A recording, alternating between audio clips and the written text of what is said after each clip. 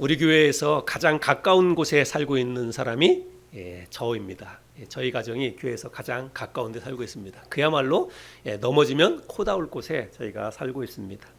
저희가 살고 있는 그 집은 다세대 빌라 4층에 저희가 살고 있는데요.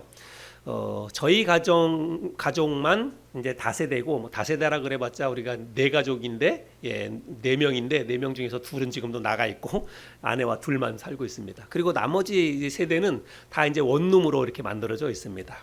그래서 2층, 3층, 이제 4층 이렇게 다 원룸인데 한 층에 한 뭐 5가구, 6가구 이렇게 있는 것 같아요. 그러니까 뭐 적어도 제가 살고 있는 그 빌라에 한 10명 이상이 이제 한 빌라에 이제 살고 있다고 생각이 됩니다. 그런데 10명 이상이 살고 있는데요. 1년에 한 번도 얼굴을 못 보는 사람도 있어요. 지금 몇 년 동안 이사 안 가고 몇 년 동안 살고 있지만 얼굴조차 본 적이 없는 분들도 있습니다. 좀 심각하지요. 옆에 누가 사는지 잘 모릅니다. 우연히 계단에 이렇게 오르락 내리락 하면서 이렇게 얼굴을 마주치잖아요. 그럼 저는 항상 제가 먼저 인사하거든요. 근데 인사하는 게 굉장히 조금 어색할 때가 있어요. 왜냐하면 인사를 같이 이렇게 주고받으면 괜찮은데 인사해도 이 사람이 나한테 왜 인사하나 이런 것처럼 이렇게 받아들이니까 다음부터 인사하는 게 조금 조심스러워요. 그렇게 됐습니다. 근데 이게 뭐 도시만 그런 것 같지는 않아요. 저도 이제 우리 누님이 시골에 있어서 시골 가면 시골에도 모르는 사람들이 진짜 많습니다. 옆집에도. 이제 도시에서 시골 생활을 하려고 시골에 와서 집도 이제 예쁘게 짓고 전원주택을 짓고 살지만 시골 사람들하고 잘 이렇게 교류를 잘 못하다 보니까 이렇게 겉돌고 이런 사람들이 시골에도 참 많다 이런 생각을 하게 됩니다. 이러다 보니까 자연스럽게 우리 사회에 적지 않은 문제들이 많이 발생합니다. 그래서 사회적으로 가장 큰 문제 가운데 하나는 뭐냐면 고독사 문제입니다. 고독사. 이거는 아주 굉장히 심각한 그 사회적인 문제인데 통계청 자료에 따르면 우리나라에서 매년 고독사로 죽는 사람이 1년에 3,000명이 넘는다고 합니다. 그래서 전체 1년 동안의 사망자 가운데 100명 가운데 1명은 아무도 모르게 홀로 아무도 모르게 임종을 맞이하고 있다는 거예요. 여러분 이게 얼마나 사실은 비극적인 일입니까? 정말 얼마나 슬픈 일입니까? 사람의 생명이 얼마나 존귀한데 한평생 살다가 아무도 알아주는 사람 없이 그저 혼자 쓸쓸히 그렇게 마지막 인생을 임종을 맞이한다고 하는 게 여러분 이게 얼마나 슬프고 또 비극적인 일입니까? 혹시 우리 안에는 이런 마음이 있지 않나 우리 스스로를 좀 돌아보았으면 좋겠습니다. 직접적으로 나와 상관이 없는 일에 대해서는 괜히 귀찮게 나서서 엮이지 않을까, 혹시라도 내가 이거 나섰다가 어떤 피해를 당하지 않을까 하는 이런 마음 때문에 타인의 고통을 외면하려고 하는 그런 마음이 저와 여러분에게는 있지 않나 이런 생각을 해보게 됩니다. 이런 것은 꼭 그리스도인이 아니더라도 우리 사회 구성원 모두가 이런 마음은 갖지 말아야 합니다. 요즘 우리가 아침마다 신명기 말씀을 나누고 있죠. 가나안 입성을 앞둔 이스라엘 백성들에게 모세가 다시 한번 하나님의 말씀으로 이스라엘 백성들을 권면하는 말씀인데, 너희가 가나안 땅에 들어가거든 하나님을 사랑하고 그리고 형제 사랑, 이웃 사랑을 실천하라 이렇게 말하고 있습니다. 오늘 우리가 살펴볼 이 말씀이 바로 이 두 가지를 함께 아우르는 그런 말씀입니다. 오늘 말씀의 제목이 뭔가요? 한 영혼을 주님께. 오늘 말씀의 제목은 한 영혼을 주님께라고 하는 말씀의 제목입니다. 말씀의 제목만 보고 목사님이 또 전도하라고 하는 거구나 이렇게 생각하실 것 같은데 맞습니다. 전도하라고 하는 그런 말씀입니다. 그러나 오늘 이 말씀은 단지 전도와 연관된 전도하라고 하는 그런 말씀만이 아니라고 하는 것입니다. 오늘 우리가 읽었던 본문 말씀 속에 하나님 사랑과 이웃 사랑이 다 담겨져 있습니다. 그래서 오늘 우리가 이 말씀을 통해서 하나님이 우리에게 무엇을 원하시는지를 잘 배우고 그것을 우리가 삶에서 꼭 실천할 수 있었으면 좋겠습니다. 제가 올해 표어를 한 영혼을 주님께라고 정했는데, 여러분 한 영혼을 1년 동안 한 사람을 주님께 인도하는 것, 한 사람을 전도하는 일이 여러분 쉬울까요? 어려울까요? 예. 예, 1년에 한 사람인데요. 예, 1년에 한 사람 전도하는 게 여러분 쉬울까요? 어려울까요? 네, 어렵습니다. 예. 1년이 아니라 수십 년, 뭐 10년, 20년, 30년을 신앙생활 하면서도 한 사람도 전도하지 못하는 사람들이 상당히 많이 있습니다. 한 사람이 그냥 우리가 한 영혼을 주님께 올 한 해 우리가 한 사람 전도합시다. 그게 올해 우리의 교회 표어인데 여러분 이게 이루어진다면 우리 교회 성도님들이 한 사람이 한 사람을 전도한다면 우리 교회는 올해 대박이 납니다. 그야말로 진짜 대박이 나는 거예요. 여기 빈자리가 지금 보니까 빈자리가 앉아있는 자리보다 빈자리가 지금은 더 적어요. 근데 진짜 한 사람이 한 사람만 전도하면 빈자리가 없어지는 거예요. 빈자리가 없을 정도로 우리 예배당이 꽉 차는 것입니다. 그런 놀라운 일이 올 한 해 동안 있기를 바랍니다. 저 여러분이 참 그렇게 되었으면 좋겠습니다. 그런데 오늘 우리가 함께 나누는 이 말씀을 잘 듣고 그리고 이것을 마음속에 새기고 그리고 한번 내가 실천하면 그러면 우리 모두가 다 한 영혼을 주님께 전도할 수 있으리라 저는 생각을 합니다. 오늘 말씀은 우리가 잘 아는 선한 사마리아인의 이야기입니다. 누가 강도 만난 자의 이웃인가 라고 하는 제목으로 더 잘 알려진 그런 본문의 말씀이지요. 그런데 우리가 먼저 이 본문 말씀을 통해서 우리가 먼저 알아야 할 것이 하나 있는데 오늘 이 본문 말씀은 선행을 강조하기 위한 그런 말씀이 아니라고 하는 사실입니다. 그리스도인들이 불쌍한 사람 혹은 위기에 처한 사람을 보면 외면하지 말고 가서 적극적으로 도와야 된다. 이것을 가르쳐주기 위해서 기록된 성경 말씀이 아니라는 거예요. 또 한 발짝 더 나아가서 우리가 위기에 처한 사람을 외면하지 않고 그 사람을 잘 도와주어야 영생을 얻을 수 있다. 이렇게 말하고 있는 성경이 아니라고 하는 것을 우리가 기억해야 됩니다. 오늘 우리가 읽었던 이 본문 말씀의 스토리는 실제 있었던 이야기가 아닙니다. 실제 있었던 이야기가 아니라 우리 주님께서 예를 들어서 비유로 설명한 그런 이야기라고 하는 것입니다. 그리고 주님이 이 이야기에 비유를 들게 된 배경이 있는데 그 배경은 뭐냐면 어떤 한 율법 교사가 주님께 찾아와서 질문을 하나 던집니다. 그래서 그 질문에 대해서 우리 주님께서 답변을 하면서 그 직접적인 답변을 한 것이 아니라 비유를 들어서 이 질문에 대답을 했다는 사실입니다. 율법 교사라고 하는 것은 우리가 아는 것처럼 유대인들에게 율법을 가르치는 사람이에요. 당시에는 그 당시에 이 신약 성경이 기록될 당시 지금 본문 성경 기록 당시에는 신약 성경이 없어요. 이 당시에는 구약 성경만 있습니다. 그리고 구약 성경 가운데에서도 주로 모세 오경 이것을 유대인들에게 율법 교사들이 가르치고 있었다는 사실입니다. 그래서 오늘날로 이야기하자면 이 율법 교사는 어떤 사람이냐면 구약 성경에 능통한 구약학 박사, 구약 교수라고 보시면 돼요. 뭐 오늘날 목사 혹은 뭐 성경 교사, 구약학 교수 이런 사람이라고 보면 되겠습니다.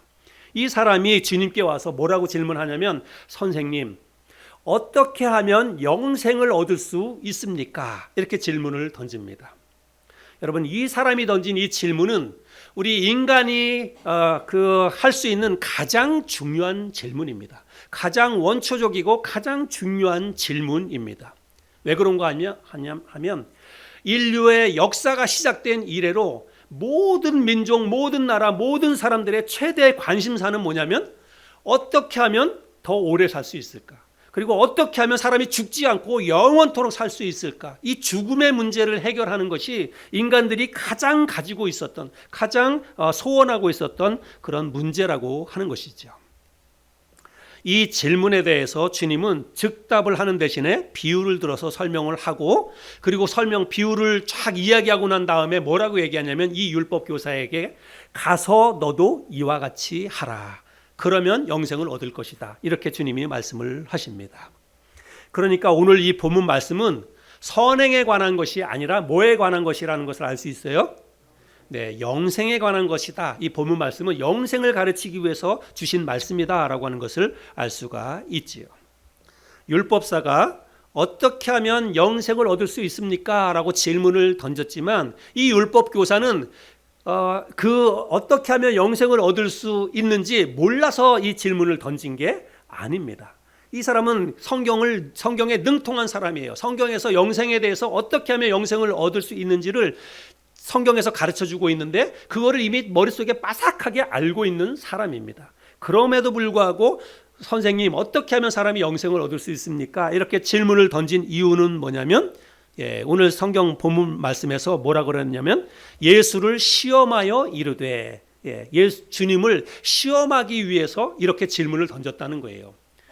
우리가 아는 것처럼 신약 성경에 보면 바리새인과 서기관들이 많이 나오는데, 이 바리새인과 서기관들이 공통적으로 우리 예수님을 시험에 빠뜨리려고 했습니다. 어떻게 해서든지 어떤 질문을 던져서든지 이 예수를 시험에 빠뜨려서 공경에 빠뜨리려고 했다는 거예요. 그래서 이 율법 교사도 역시 같은 맥락으로 예수님을 공경에 빠뜨리기 위해서 시험에 빠뜨리기 위해서 이 질문을 던졌다라고 하는 거예요. 주님은 율법사에게 이렇게 질문을 던집니다. 선생님, 어떻게 하면 영생을 얻을 수 있습니까? 이렇게 질문을 하니까 예수님이 뭐라고 대답하냐면, 율법에는 뭐라고 기록되어 있습니까? 오히려 반문을 합니다. 율법에는 뭐라고 기록되어져 있고 당신은 그 율법을 어떻게 이해하고 있습니까? 이렇게 오히려 반문을 하십니다. 그랬더니 이 율법 교사가 뭐라고 대답합니까? 27절인데요. 27절, 우리 같이 읽어볼까요? 시작.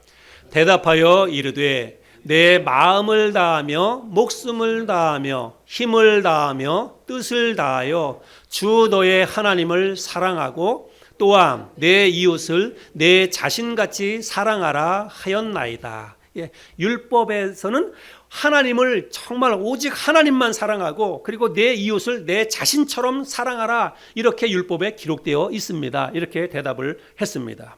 그랬더니 주님이 맞습니다. 그래요. 당신이 대답이 정말 옳습니다. 그렇게 당신이 가서 하면 당신이 영생을 얻을 수 있습니다. 그래서 그렇게 하라는 거는 뭐예요? 오직 하나님만 사랑하고 그리고 내 이웃을 내 자신처럼 사랑하라. 그러면 영생을 얻을 수 있을 것이다. 주님이 그렇게 대답을 했다는 것입니다. 자, 그러면 이제 이 사람이 질문한 것과 그리고 예수님의 대답이 됐으니까 이미 끝난 거예요. 그런데 이 율법사는 거기서 멈추지 않고 질문 하나를 더 던집니다. 그러면 선생님, 누가 과연 나의 이웃입니까? 누가 나의 이웃입니까? 내 이웃을 내 자신처럼, 내 몸처럼 사랑하라. 그렇게 율법에서 말하고 있는데, 그러면 과연 누가 내 이웃입니까? 이런 질문을 던집니다. 그리고 이 질문 역시 의도가 있었다라고 이야기하고 있어요. 29절에 보면 그 사람이 자기를 옳게 보이려고 예수께 여짜오되, 자기를 옳게 보이려고 이 질문을 던졌다는 것입니다. 자기를 옳게 보이려고. 여기는 자기를 옳게 보이려고 라고 하는 이 말은 자기 의를 드러내려고 이 질문을 던졌다는 그런 의미입니다. 나는 하나님의 말씀에 아주 정통할 뿐만이 아니라 나는 하나님의 말씀을 100% 다 지키는 의로운 사람입니다 라고 하는 것을 보여주기 위해서 의도적으로 이 질문을 던졌다, 그런 의미의 말씀입니다. 이 사람은 나는 누구보다도 하나님에 대해서 잘 알고 있고 또 하나님의 율법에 대해서 잘 알고 있다라고 하는 것을 이 사람은 자랑하고 싶었어요. 그리고 또 한편으로는 마음속에는 뭐냐면, 이 사람은 어떤 생각을 가지고 있냐면, 내가 하나님에 대해서 잘 알고 있고 그리고 하나님의 말씀에 대해서 내가 100% 다 알고 있는데, 알고 있는 것을 곧 그렇게 내가 믿고 있는 것으로 자기는 생각하고 있었다는 것입니다. 근데 여러분, 하나님의 말씀을 아는 것과 하나님의 말씀대로 사는 것, 믿는 것은 전혀 다른 것입니다. 내가 하나님의 말씀을 아무리 잘 알고 있어도 여러분, 그 말씀대로 살지 않으면 그거는 그 사람의 믿음이 아닙니다. 믿음은 행함이 없는 믿음은 곧 죽은 것이니라, 이렇게 말하고 있지요. 그래서 성경 말씀을 지식적으로 아무리 잘 알고 있어도 그 말씀대로 살지 않으면 그 사람은 믿음이 있는 거예요, 없는 거예요? 그 사람은 믿음이 없는 것입니다. 그런데 이 율법교사, 그리고 율법교사뿐만 아니라 바리새인들은 하나님의 말씀을 잘 알고 있었어요. 정말. 그래서 사람들한테 가르치기를 너무너무 좋아했습니다. 그런데 정작 뭐냐면 자기들은 그 말씀대로 살지 않았다는 것입니다. 그래서 우리 주님이 이 바리새인들과 율법교사들에게 꾸짖으면서 하는 말씀들이 있지요. 마태복음 23장인데 우리 자매님 한번 좀 읽어주시기 바랍니다. 마태복음 23장 1절부터 7절까지. 이에 예수께서 무리와 제자들에게 말씀하여 이르시되 서기관들과 바리새인들이 모세의 자리에 앉았으니 그러므로 무엇이든지 그들이 말하는 바는 행하고 지키되 그들이 하는 행위는 본받지 말라. 그들은 말만 하고 행하지 아니하며 또 무거운 짐을 묶어 사람의 어깨에 지우되 자기는 이것을 한 손가락으로도 움직이려 하지 아니하며 그들의 모든 행위를 사람에게 보이고자 하나니 곧 그 경문띠를 넓게 하며 옷수를 길게 하고 잔치의 윗자리와 회당의 높은 자리와 시장에서 문안 받는 것과 사람에게 랍비라 칭함을 받는 것을 좋아하느니라. 네, 그 다음에 또 27절, 28절도 계속 읽어주시기 바랍니다. 화 있을진저 외식하는 서기관들과 바리새인들이여 회칠한 무덤 같으니 겉으로는 아름답게 보이나 그 안에는 죽은 사람의 뼈와 모든 더러운 것이 가득하도다.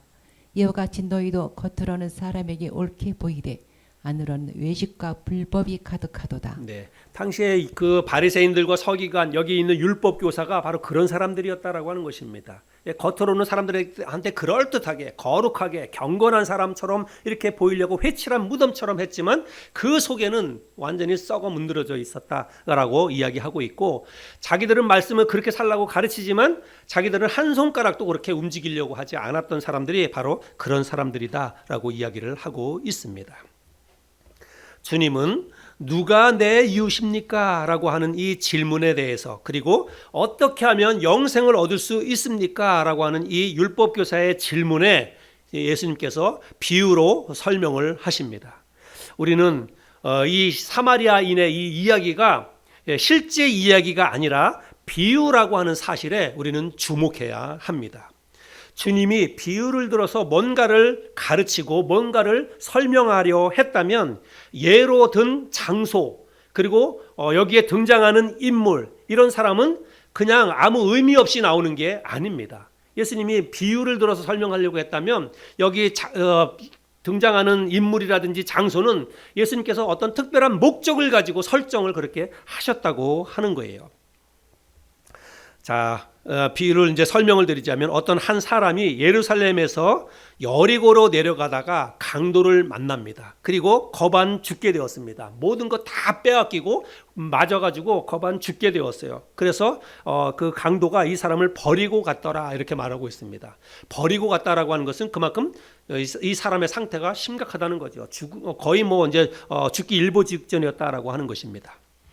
자, 우리가 첫 번째 주목해야 될 것은 장소예요. 이 사건이 일어난 장소가 어디냐면 예루살렘에서 여리고로 내려가는 그 과정에서 이 사건이 일어났다라고 이야기하고 있습니다. 방향이 어디냐면 방향이 예루살렘에서 여리고로 내려가는 길이다. 여기 내려갔다라고 하는 것은 뭐 이렇게 지역적으로 내려간다라고 하는 말이 아니에요. 우리는 이제 서울 뭐 시골에서 서울로 한다 그러면 상경이라고 표현하잖아요. 상경. 그리고 서울에서 시골로 내려갈 때는 이제 뭐 내려간다라고 표현을 하는 거죠. 이 당시도 마찬가지였습니다. 그래서 예루살렘에서 여리고로 내려간다는 것은 예루살렘에서 여리고는 북쪽 저 사마리아 쪽으로 한 25km 떨어져 있습니다. 그러니까 북쪽으로 더 올라가는 거예요. 그리고 우리가 아는 것처럼 예루살렘에는 뭐가 있습니까? 예, 예루살렘에는 성전이 있습니다. 성전. 이스라엘 백성들이 수시로 안식일 때마다 예루살렘에 모여서 하나님을 예배하는 성전이 있습니다. 그리고 여기 이제 예루살렘에서 여리고로 내려가는 길이다라고 이야기하고 있는데 여기 강도 만난 사람이 누군지는 알 수 없습니다. 성경에서 정확히 표현하고 있지는 않아요. 그래서 이 강도 만난 사람이 유대인인지 아니면 사마리아 사람인지 그것은 정확히 알 수는 없습니다. 그런데 모든 사람들이 성경을 해석하는 모든 성경학자나 또 목사님들이 이 사람은 유대인일 것이다 라고 이야기를 합니다. 예, 저도 그렇게 유대인일 것이다 라고 생각을 합니다. 왜냐하면 여기 등장하는 사람 가운데에서 강도 만난 사람을 누가 도와줍니까? 사마리아 사람이 도와줍니다. 그러면 여러분 이 강도 만난 사람이 만약에 강도 당한 사람이 사마리아 사람이라고 한다면 사마리아 사람을 사마리아 사람이 도와주는 거잖아요. 그러면 사마리아 사람을 사마리아 사람이 도와주는 거는 이게 뭐 특별한 게 아니에요. 특별한 게 아닙니다. 근데 예수님이 그렇게 뭐 이게 굉장히 중요한 의미를 담아서 지금 이 율법 교사를 가르치려고 하는데 여러분 그런 설정을 할 이유가 없는 것입니다. 그래서 여기 등장하는 강도 만난 사람은 예루살렘 성전에 와서 예배드리고 이제 자기 집인 여리고로 돌아가는 그 과정에서 강도를 만난 이 유대인일 것이다, 이렇게 생각을 할 수 있습니다. 그리고 그 당시에 여리고에는 주로 어떤 사람들이 살았냐면, 예루살렘에서 그렇게 25km면 그렇게 먼 거리는 아닙니다. 예루살렘에서 그 여리고까지 한 25km 정도 되는데, 여리고 지방에 주로 살았던 사람들은 레위 사람들이 그곳에 집성촌을 이루고 살았다고 이야기합니다. 레위 사람들. 그리고 레위 사람들 가운데 제사장들이 이 그 여리고 지방에 많이 살았다는 거예요. 그래서 제가 이런 것들을 어떤 뭐 고고학적인 거나 이런 것들을 종합해 볼 때, 여기 강도 만난 사람은 예루살렘에 와서 예배드리고 자기 집인 여리고를 향해서 돌아가는 길에 강도를 만난 레위 사람일 것이다. 유대인 레위 사람일 것이다. 저는 그렇게 생각을 합니다. 자, 이제 강도를 당해서 거반 죽게 된 이 사람을 도와주는 사람이 등장하는데, 여기 지나가는 세 사람이 등장을 합니다. 첫 번째는 제사장이 지나가고, 두 번째는 레위인이 지나갑니다. 그리고 세 번째 사마리아 사람이 이제 지나가게 됩니다. 우리가 아는 것처럼 여러분, 제사장과 레위 사람은 두말할 나위 없이 이 사람들은 유대인입니다. 그리고 그냥 유대인이 아니라 종교적으로 굉장히 중요한 위치에 있는 그런 유대인이라고 하는 것입니다. 그런데 그 종교적으로 굉장히 중요한 그 어떤 사람들보다 율법을 잘 알고 있고, 그리고 그 어떤 사람들보다 하나님을 사랑하고 이웃 사랑을 해야 한다는 것을 잘 알고 있는 이 레위 사람들, 이 제사장과 레위 사람들입니다. 그런데 그들이 강도 만나서 거반 죽게 된 사람을 보고 어떻게 합니까? 그를 보고 피하여 지나가고, 성경은 그렇게 기록하고 있습니다. 아까 우리가 영상을 보았지만 여러분, 그 사람 그 어린 아이, 저는 저걸 보면서 진짜 우리가 이렇게 길 가다가 길 고양이나 강아지가 차에 치여서 죽어도 우리가 저렇게 그냥 외면하고 가지는 않을 거다, 이런 생각을 합니다. 그런데 그 2살배기 어린아이가 교통사고를 당해서 그렇게 피 흘려 죽어가고 있는데 그냥 지나가잖아요. 못 본 척하고 그냥 지나가. 어떤 사람은 보고도 그냥 지나갑니다. 어떻게 그럴 수 있을까라고 생각하는데, 오늘 본문에서 등장하는 제사장과 레위 사람이 바로 그와 같은 모습으로 그냥 보고 피하여 지나갔다라고 이야기하고 있습니다. 못 봤을까요? 여러분, 못 본 게 아닙니다. 관심이 없었을까요? 아니요, 관심이 없는 것도 아닙니다. 애써서 외면했다라고 하는 것입니다. 애써서 못 본 것처럼 애써서 피하여 지나갔다라고 말하고 있습니다.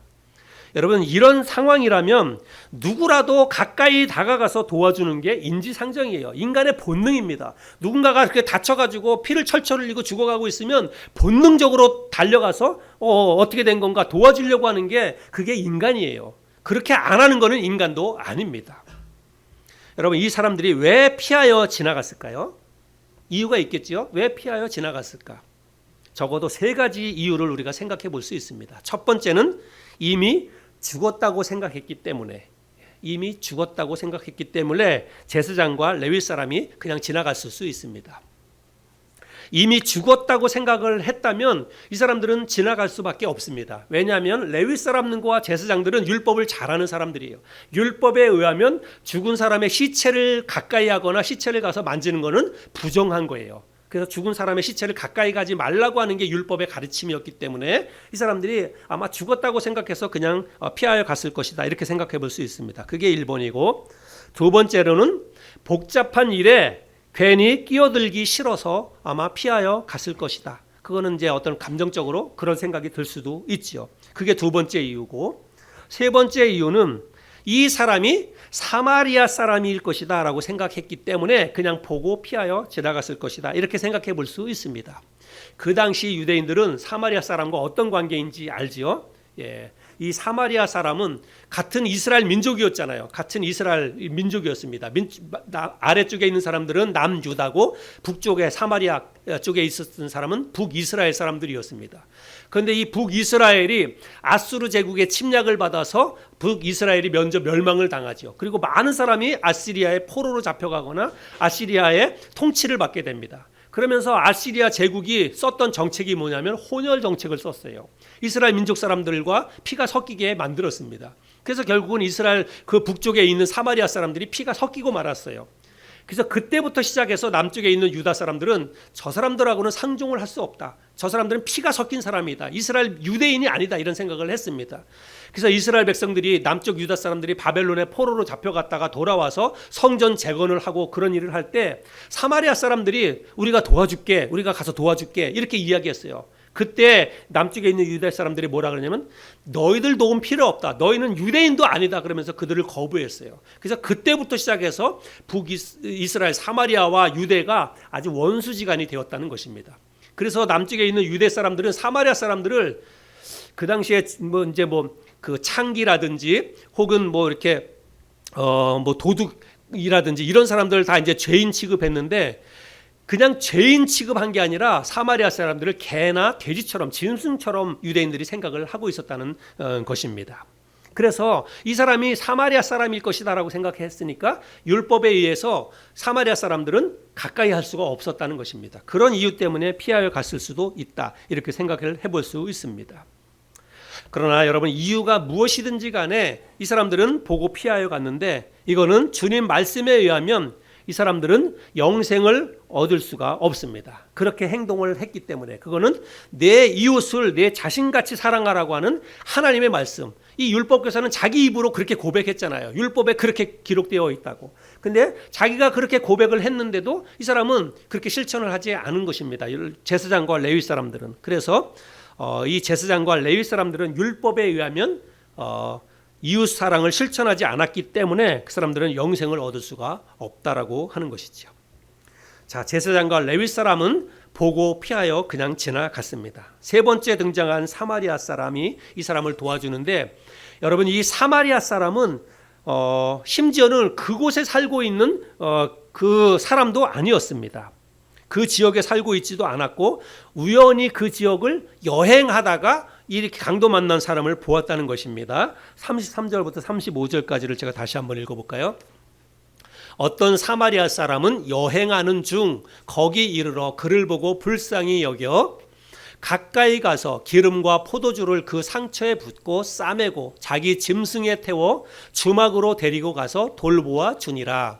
그 이튿날 그가 주막 주인에게 데나리온 2를 내어주며 이르되 이 사람을 돌보아 주라. 비용이 더 들면 내가 돌아올 때에 갚으리라 하였으니.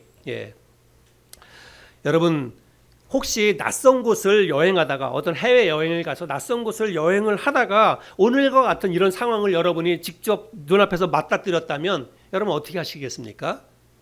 그 사람 선뜻 나서서 도와줄 수 있겠습니까? 그것도 역시 쉽지 않을 거다 이런 생각이 듭니다. 이 사람은 그러나 자신이 할 수 있는 최선을 다했습니다. 아니 오히려 자신이 할 수 있는 영역을 뛰어넘어서 이 사람은 그 일을 했습니다. 어떤 인간적인 의무, 도덕적인 책임, 율법 이런 것을 뛰어넘어서 이 사람이 선행을 베푼 것을 볼 수 있습니다. 보통 같으면 이렇게 사람이 그렇게 있다면 그냥 뭐 잠깐 일으켜 준다든지 아니면 뭐 어떤 뭐 신고를 한다든지 와서 도와달라고 뭐 이렇게 도움을 요청한다든지 그러는데 이 사람은 이 사람을 어떻게 도와줍니까? 자기 나귀에 태워서 주막에까지 데리고 갑니다. 그리고 주막에 갖다 줘서 이 사람을 좀 돌봐주라고 하고 자기 임무 끝. 그게 아니라 밤새도록 이 사람의 상처를 치유해 주면서 같이 한밤을 지냅니다. 그리고 이튿날 이제 자기 목적 때문에 자기가 그곳을 떠나면서도 혹시라도 이 사람을 치료하는데 비용이 더 들면 내가 와서 그 비용까지 갚겠습니다라고 여관 주인에게 이야기하고 그 길을 떠났다는 거예요. 여러분 이거는 내가 할 수 있는 선행의 도를 더 넘어서는 거지요. 최선을 다해서 이 사람이 남을 도와주는 것을 볼 수 있습니다. 주님은 율법사에게 이 이야기를 들려주면서 결정적인 질문을 율법사에게 던집니다. 36절인데요. 뭐라고 이야기하냐면 내 생각에는 여기 지금 율법 교사에게 주님이 하는 말입니다. 네 생각에는 이 세 사람 중에 누가 강도 만난 자의 이웃이 되겠느냐.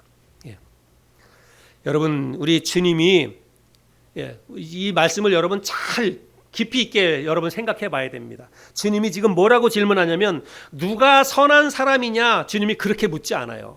누가 의로운 사람이냐? 이 이야기에서 누가 착한 사람입니까? 누가 의로운 사람입니까? 누가 그 선한 사람입니까? 이렇게 주님이 질문하지 않았다는 것입니다.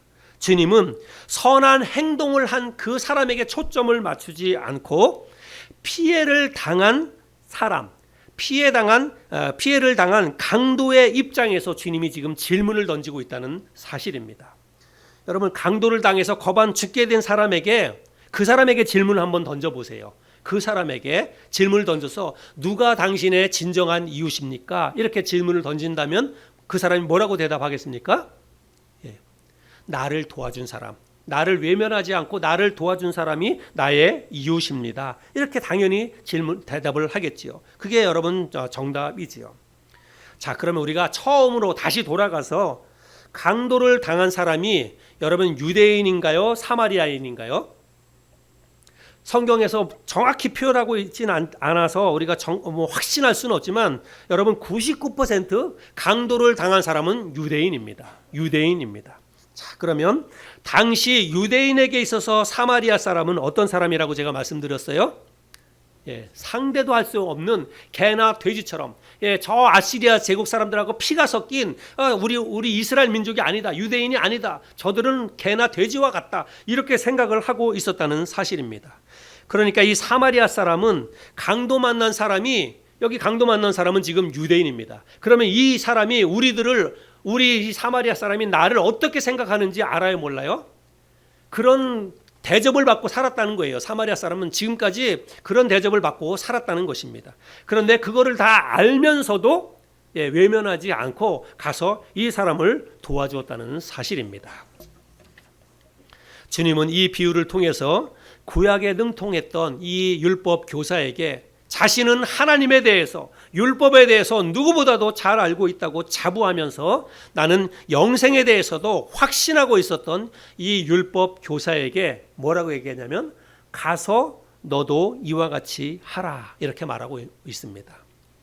여러분, 가서 너도 이와 같이 하라, 이 말이 무슨 의미일까요? 가서 너도 고난당한 사람, 위기에 빠진 사람, 강도 만난 사람 가서 도와주라, 여러분 단순히 그런 의미입니까? 이건 단순히 그런 의미가 아닙니다.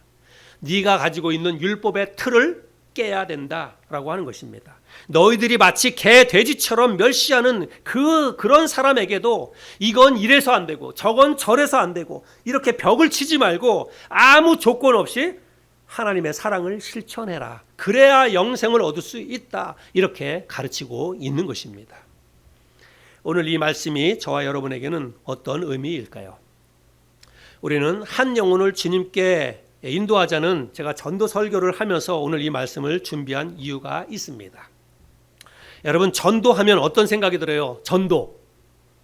전도라고 하면 일단 우리의 머릿속에 어떤 생각이 듭니까? 전도는 어려워. 전도는 어려워. 전도 힘들어. 또 전도 해도 잘 안 돼. 여러분, 그게 우리 머릿속에 잔뜩 심어져 있습니다. 그래서 전도하려면 마음이 두려움이 생기기도 하고, 전도 정말 될까? 전도해도 안 돼. 이런 생각들이 우리의 머릿속에 가득 채워져 있습니다. 근데 여러분, 정말 그게 다일까요? 진짜 전도가 힘들고 어렵고 전도가 해도 잘 안 되기 때문에 우리가 전도에 대해서 꺼리는 마음이 있을까요? 혹시 우리 안에 사람과의 관계 때문에 전도를 꺼리는 마음이 있지 않나, 저는 그런 생각을 해보게 됩니다. 교회에 나오라고 말하거나 예수 믿으라고 이야기하면 왠지 관계가 서먹해지고 왠지 그 사람과의 관계가 멀어질 것 같아서 내가 입도 뻥끗하지 못하고 있는 게 아닐까, 그런 생각을 하게 됩니다. 괜히 그 사람과의 관계가 지금까지는 너무 좋았는데 종교적인 이야기를 하면 왠지 그 사람하고 관계가 정말 멀어질 것 같은 이런 마음 때문에 우리가 전도를 꺼리는 게 아닐까, 이런 생각을 합니다. 이 사람은 이래서 안 되고 저 사람은 저래서 안 될 것 같은 마음이 우리의 마음속에 들지요. 노방전도를 하다 보면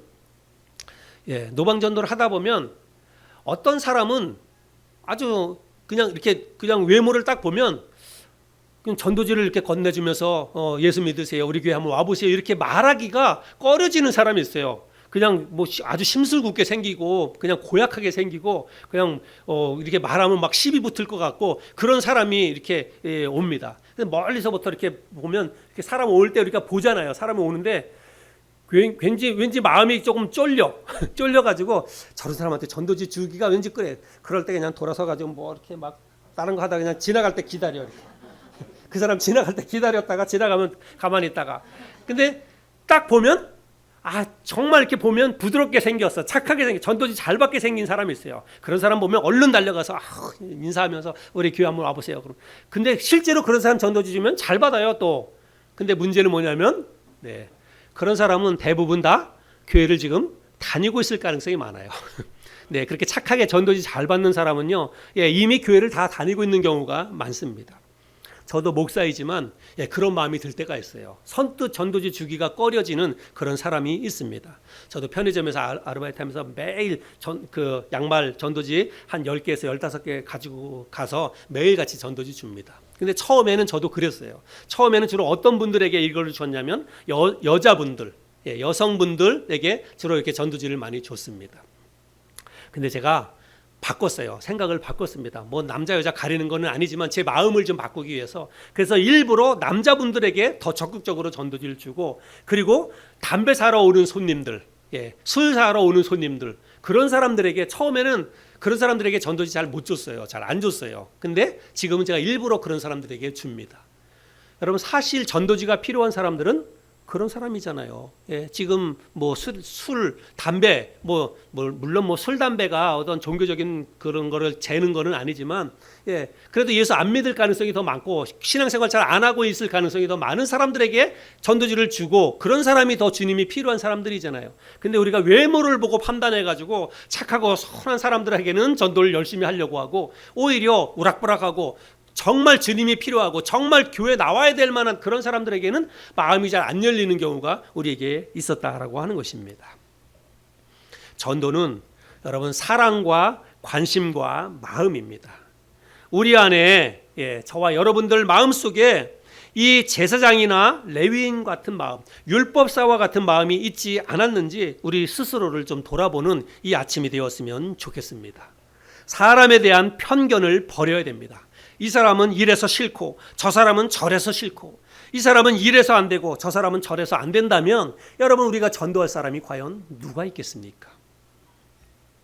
주님은 죽어도 교회 나오라는 말을 하기 싫은 그 사람에게 가서 너도 이와 같이 하라 이렇게 말씀하고 계시는 줄로 믿습니다.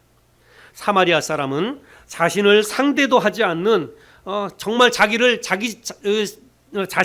개 돼지 취급하는 이 유대인이었지만 마음의 벽을 헐고 그에게 다가가서 상처에 기름을 붓고 또 포도주를 붓고 상처를 싸매 주었습니다. 그리고 자기 짐승에 태워서 조막으로 데리고 가서 밤새도록 돌봐 주었습니다. 그리고 그것에 그치지 않고 비용이 더 들면 자기가 그것까지도 책임지겠다라고 약속을 했습니다. 여러분 한 영혼을 인도하기 위해서는 한 사람을 전도하기 위해서는 우리에게 이와 같은 마음이 있어야 한다는 사실입니다. 어떤 마음입니까? 사람을 불쌍히 여기는 마음, 사람을 긍휼히 여기는 마음이 우리에게 있어야 된다는 것입니다. 그 어떤 조건도 그 어떤 환경도 여러분 다 초월해서 정말 한 사람을 영혼을 인도하기 위해서는 우리가 사람을 긍휼히 여기는 마음이 있어야 된다는 거예요. 그냥 우리는 이거는 이래서 안 되고 저건 저래서 안 되고 저 사람은 저래서 꼴보기 싫고 여러분 이거 다 떠나야 된다는 것입니다. 우리 마음속에 있는 그런 것들을 다 떠나고 오직 사람을 불쌍히 여기는 마음만 저 사람이 왜 강도를 당했을까? 저 사람 도와주면 뭐 어떤 일이 또 잘못될까? 이런 거 저런 거 그냥 생각하지 않는 거예요. 그냥 강도 만나서 죽게 된 그 상황만 보는 것입니다. 그냥 불쌍히 여기는 그런 마음만 갖는 것입니다. 제가 언젠가도 설명을 드렸지만 긍휼히 여긴다, 불쌍히 여긴다 같은 단어인데요. 긍휼이라고 하는 이 단어는 히브리어로 라함이라고 하는 단어인데 자궁, 엄마의 자궁을 의미하는 그런 단어입니다. 그리고 이 단어가 헬라어로 신약 성경에 와서는 스플랑크논이라고 하는 단어가 쓰였는데 사람 우리 속에 있는 내장, 창자 그것을 말하고 있는 것입니다. 그냥 불쌍히 여긴다, 긍휼히 여긴다 이거는 그냥 아유 안 됐네 쯧쯧쯧 그런 차원이 아니에요. 성경에서 말하는 긍휼히 여긴다, 불쌍히 여긴다라고 하는 말은 아유 안 됐다, 불쌍하다 그런 의미가 아니라 여러분 내 이 창자가 녹아내리는 것과 같은 창자가 우리가 애끓는다라고 하는 표현을 하잖아요. 애끓는다. 그게 바로 불쌍히 여기는 마음이라는 것입니다. 우리에게 애끓는 마음이 있어야 된다는 거예요. 죽어가는 사람을 보면서 애끓는 이런 마음이 있어야 한다는 것입니다. 여러분, 신약 성경에 우리 주님께서 많은 병자들을 고쳐주셨는데 우리 주님은 유대인이나 사마리아인이나 가리지 않았습니다. 그저 병든 자를 보면 병든 자를 불쌍히 여기는 마음 때문에 고쳐주셨고, 귀신 들린 사람을 보면 그 사람이 유대인이든 사마리아인이든 상관하지 않고 그냥 귀신 들려서 고통당하는 그것만을 보고 긍휼히 여기는 마음을 가지고 그 사람을 고쳐주셨습니다. 배고픈 사람들을 향해서 예수님께서 오병이어의 기적을 통해서 그 사람들을 배불리 먹여주셨습니다. 모두가 다 사람을 긍휼히 여기는 마음 때문에 예수님이 그렇게 하셨다는 사실입니다. 우리도 이와 같은 마음이 있어야 될 줄로 믿습니다. 사람을 불쌍히 여기는 마음. 내 옆 주변에 있는 사람이 어떤 사람이든지 어떤 환경에 있든지, 여러분, 그 사람이 예수를 모른다면, 그 사람이 아직까지도 구원받지 못했다면 그 사람은 지금 지옥을 향해서 가고 있는 사람입니다. 단지 그냥 그 사실만 보는 거예요. 그것만 보고 우리가 그 사람에게 그 사람을 긍휼히 여길 수 있어야 된다는 것입니다. 긍휼히 여기는 마음뿐만이 아니라 이 사마리아 사람처럼 내 것을 내어주는 희생과 섬김 또한 있어야 됩니다. 여러분, 한 사람을 전도하기 위해서는, 한 사람을 교회로 데리고 오기 위해서는 공짜로 얻어지는 게 없습니다. 내 시간과 내 물질과 내 정성을 우리가 드릴 수 있어야 됩니다. 여기 사마리아 사람이 했던 것처럼 여러분, 내 것을 기꺼이 내어줄 수 있는 희생과 섬김이 있을 때에 한 영혼을 인도할 수 있다는 사실입니다. 전도가 힘들고 어려운 것은 방법을 몰라서가 아닙니다. 내가 성경을 잘 몰라서도 아닙니다. 관심과 사랑과 우리의 불쌍히 여기는 마음이 없기 때문에 전도가 힘들고 어려운 것입니다. 오늘 우리가 그 마음 달라고 기도했으면 좋겠습니다. 하나님, 나에게 사람을 불쌍히 여기는 마음을 주세요. 사람을 긍휼히 여기는 마음을 주세요. 어떠한 환경에서든지 내가 사람을 불쌍히 여기고 긍휼히 여기는 마음을 가질 수 있도록 하나님 도와주세요. 그 마음만 가지면 여러분, 전도 어렵지 않습니다. 한 사람 전도할 수 있습니다. 사람을 긍휼히 여기는 마음을 달라고 오늘 아침에 기도할 수 있는 저와 여러분 모두가 될 수 있기를 바랍니다.